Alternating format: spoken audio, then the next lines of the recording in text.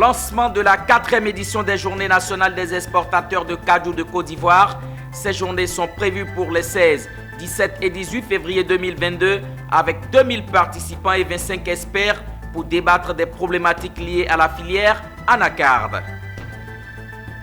À San Pedro, l'OIPR était en session de renforcement pour assurer une meilleure cohésion de son équipe.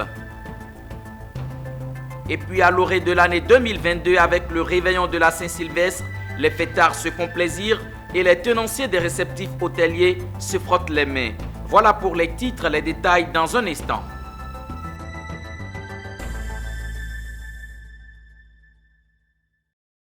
Bienvenue à toutes et à tous, vous suivez le journal. La 4e édition des Ginexi, Journée nationale des exportateurs de cajou de Côte d'Ivoire, se tiendra à Abidjan du 16 au 18 février 2022.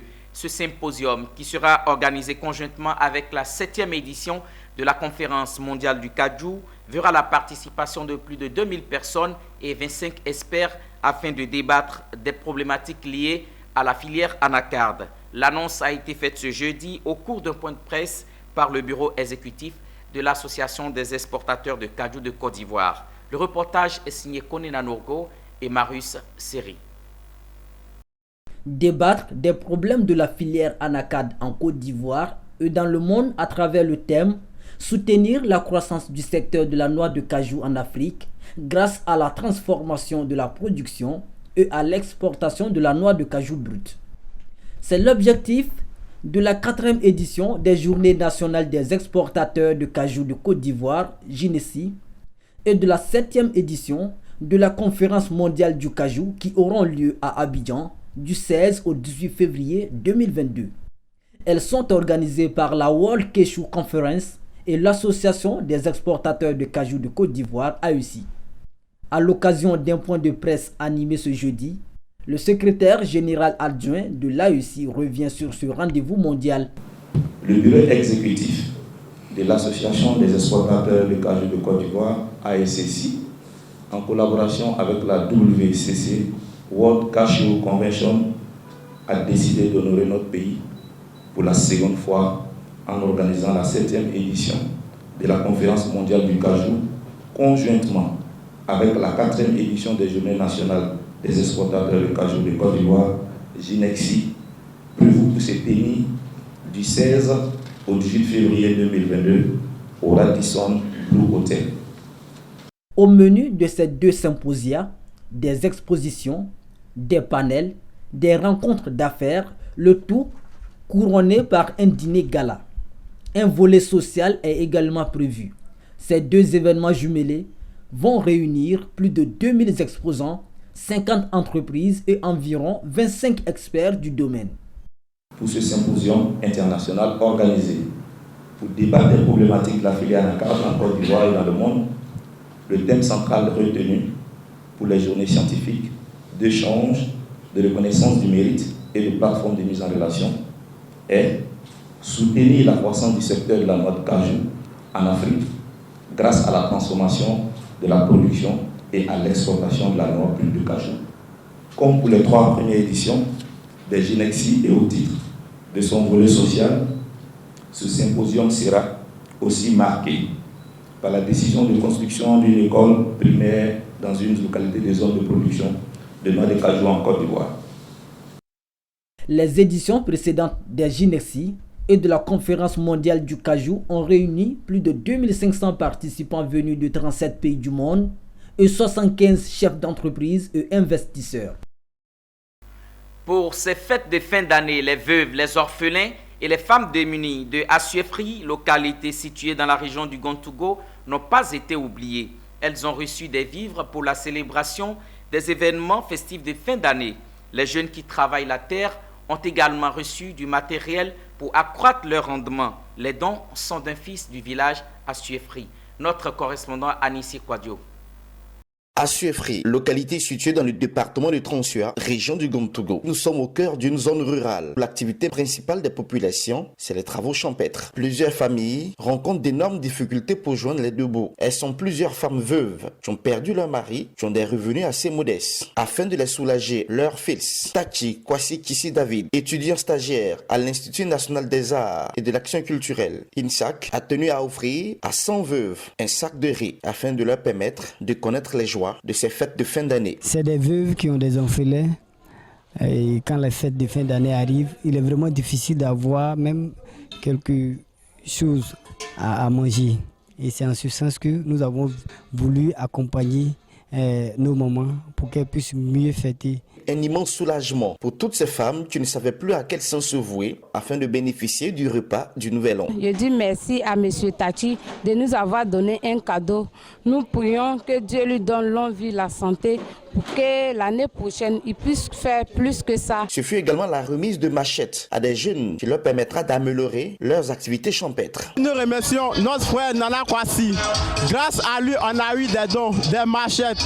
Nous lui disons merci. À travers ces vœux, c'est les orphelins aussi que vous venez de soulager. À celles et ceux qui ont reçu un don, je voulais que vous vous joigniez à moi pour faire des prières à M. Taki et son équipe pour que chaque année, cela soit une institution. Durant cette cérémonie, Tachi Kwasi Kissi David a offert un tableau à sa mère, reine-mère du canton Ambonza, à son effigie, ainsi qu'un autre à celle-là, qui est un levier pour l'intégration de cette culture et de la danse traditionnelle au niveau d'Asuefri, qui lui a permis d'intégrer le monde des arts. À présent, rendons-nous à San Pedro. Au terme d'une année de dur labeur, la direction zone sud-ouest de l'OIPR, Office ivoirien des Pâques et Réserves, a organisé du 22 au 24 décembre 2021 à San Pedro une session de renforcement de la cohésion de son équipe appelée Team Building. La session s'est déroulée dans les locaux de la coordination régionale de la GIZ pour l'espace Taï. France Diomandé et Abel Kouaou.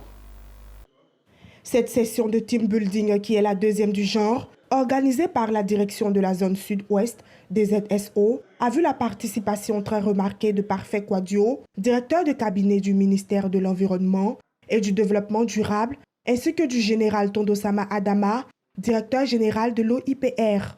Renforcer la cohésion entre le personnel de la direction de la zone sud-ouest pour améliorer la communication, désarmer les conflits existants ou latents, accroître la motivation et l'esprit d'appartenance à l'équipe, tels étaient les objectifs de cette rencontre. Durant 3 jours, sous la direction des cabinets, les agents de la DZSO ont participé à différents modules. Pour respecter la maxime « un corps sain dans un esprit sain », ils ont eu droit à 2 heures de séance de fitness pour les matins et à des matchs de football en compagnie du directeur de cabinet et du DG de l'OIPR qui ont mis en exergue leur talent footballistique. Un module sur l'intelligence émotionnelle, qui est la capacité à comprendre et gérer les émotions, a été dispensé aux participants. Les agents de la DZSO y ont pris part avec beaucoup d'intérêt et une implication résolue à ces différents modules ludiques et collaboratifs. Ils étaient inscrits au menu des activités: le jeu du chamala spaghetti, le jeu collaboratif de construction de structures stables et de déplacement avec des spaghettis et des rubans adhésifs. Les plus attractifs de ces jeux ont été d'une part le jeu des bouteilles et des verres. Il consiste à orienter un coéquipier qui a les yeux bandés entre les bouteilles et des verres placés sans les renverser. Et d'autre part, le jeu de la calebasse, se déplacer avec une calebasse remplie d'eau posée sur un support relié à 5 ficelles. Vous savez l'hymne qu'ils ont retenu, ils ont dit la cohésion, c'est ça qui fait la réussite de l'OIPR. Donc on peut dire que de par les actions qui ont pu être menées durant ces 3 jours, ces actions ont raffermi les relations entre les agents. Ainsi on a vu les directeurs, les chefs de service, les agents du service administratif, les agents techniques des eaux et forêts ensemble, en train de sympathiser, en train de développer des jeux qui puissent permettre d'avoir l'esprit d'équipe. Et ce qui est recherché en matière de gestion des parcs nationaux, c'est l'esprit d'équipe. Parce que vous savez, conserver pour les autres, il faut faire avoir le don de soi. Et je crois que ces 3 jours ont permis aux équipes de la DZ Sud-Ouest de raffermir ce lien-là.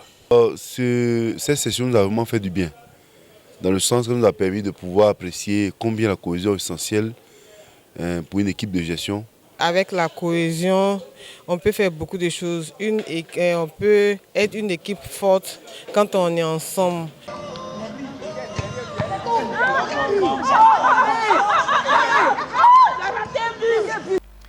Une page culture dans cette édition, ouverte depuis le 17 décembre, la 7e édition du Festival du Sénang a refermé ses portes le 19 décembre dernier à Korogo sous le thème « La culture Sénoufo, facteur de paix et de développement durable ». Initié par Alessis Sekongo, ce festival vise à susciter un éveil de conscience au sein des communautés Sénoufo vivant dans les 4 pays limitrophes et les régions de Côte d'Ivoire. Le reportage de Ouattara Daouda, notre correspondant régional, commenté par Doris Bessé.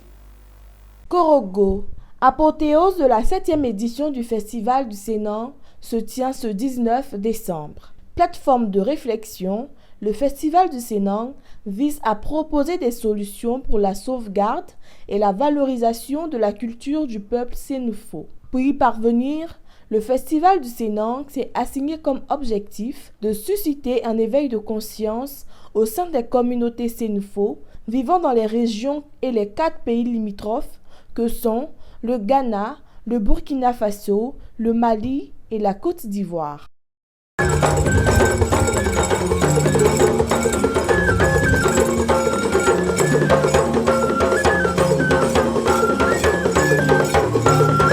Des séances de formation aux bonnes pratiques culturelles, la visite de l'écoferme suivie de la remise des dons en vivres et vêtements au centre de soins psychiatriques Jubilé et aux orphelins. Les innovations de l'édition 2021 ont surpris plus d'un festivalier, particulièrement les garants des us et coutumes. Le Burkina ont répondu à notre appel, nos parents du Ghana ont répondu à notre appel, nos parents du Mali ont répondu à notre appel, et encore les chefs coutumiers, les chefs traditionnels qui sont les garants de cette tradition qui ont répondu favorablement et massivement à notre appel. Donc le festival, en termes de bilan, le bilan est satisfaisant et je pense que les populations ont épousé cette activité.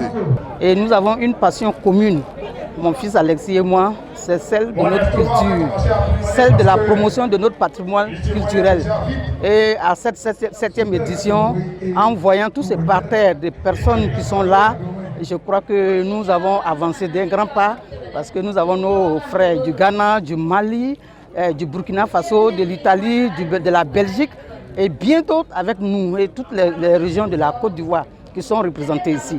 Et je voudrais sincèrement dire à nos parents d'épouser ce festival qui est le leur parce qu'il nous permet de sauvegarder notre culture. Une fois que j'ai l'occasion, je viens assister à ce spectacle qui rassemble non seulement les gens de la région, mais également les autres venus des autres pays.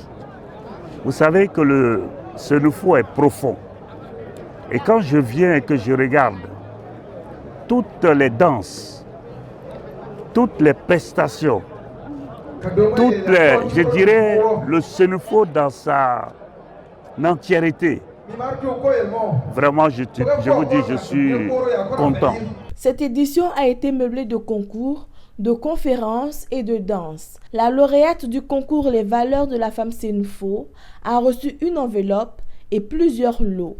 Les lauréats du concours du meilleur lutteur, meilleur danseur balafon, chacun des 3 vainqueurs ont reçu chacun une moto flambant neuve. Revenons sur le réveillon 2021-2022. À l'instar des autres pays du monde, en Côte d'Ivoire, les populations se sont lâchées. Tout au long de la soirée du 31 décembre 2021, et ce jusqu'au petit matin, partout c'était la fête.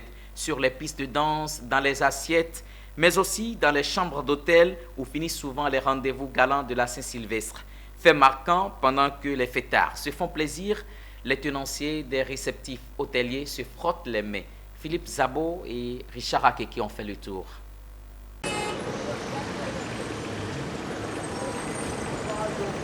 Nous sommes à Yopougon, la commune la plus peuplée du district d'Abidjan.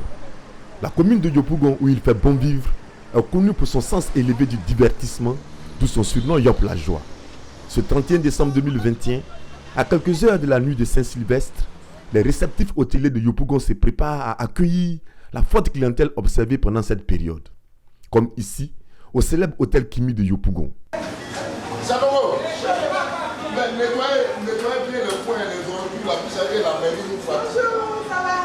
Le personnel s'attelle à tout préparer pour recevoir la clientèle du soir. Glacier, restaurant, chambre, tout est passé au peigne fin. Tous les jours, on vérifie, hein, c'est un travail routinier. Hein, c'est un travail de routine, on le fait. Mais aujourd'hui, on met un accent particulier parce qu'il aura une influence et puis c'est la fête. Au niveau des chambres, bon, les chambres sont déjà prises. Chaque fête, c'est comme ça. Tu vois, mais ils prennent les chambres. Il y en a même qui ont réservé d'avance, ils ne viennent pas. Il faut faire attention. Comme ce n'est pas un hôtel de passe, quand quelqu'un prend sa chambre, même si la personne n'est pas là, la chambre reste. Hein.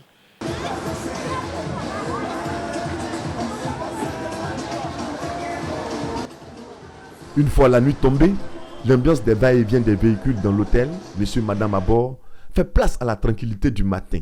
Cette nuit du 31 décembre est-elle rentable pour le réceptif hôtelier? J'ai choisi de réserver une chambre pour éviter tout ce qui est surprise, désagréable. Vous savez, c'est une période dans laquelle tout le monde sort. Et pour éviter le manque de chambres, mieux vaut réserver le plus tôt possible. Et en termes de réservation, rien de mieux que l'hôtel Kimi. Donc, dès que ma chérie est arrivée, on a couru aussitôt pour nous réserver, pour ne pas être surpris, on va dire ça comme ça.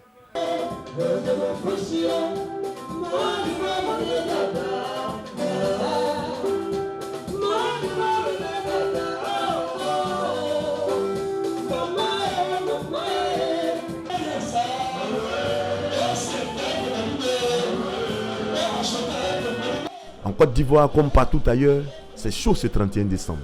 C'est chaud sur les pistes de danse, c'est chaud dans les assiettes.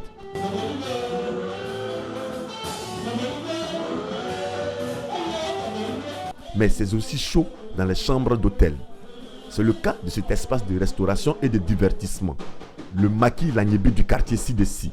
Cette nuit jusqu'au petit matin, la musique tradie moderne du peuple abé sera distillée à volonté. L'alcool aussi.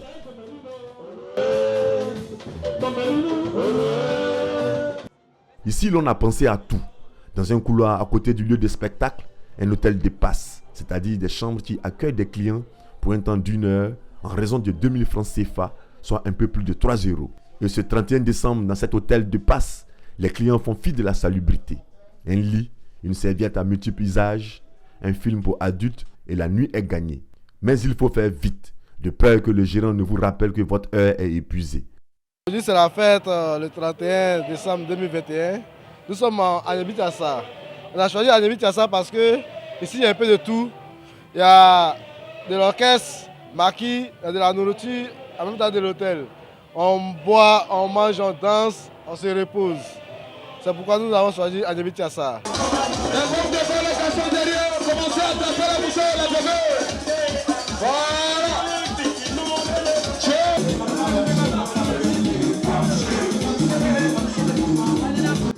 Ainsi va le réveillon en Côte d'Ivoire. Pendant que les fêtards se font plaisir, les tenanciers des réceptifs hôteliers se frottent les mains. Chose marquante en Côte d'Ivoire, tous les promoteurs d'hôtels que nous avons rencontrés sont unanimes. Le vrai chiffre d'affaires se fera du 1er au 7 janvier, car les chambres affichent toujours complet une semaine après le 31 décembre.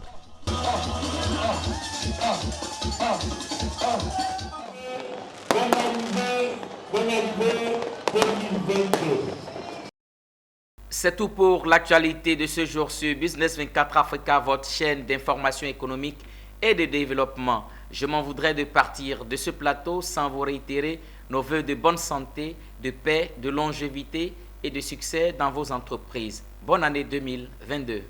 À bientôt.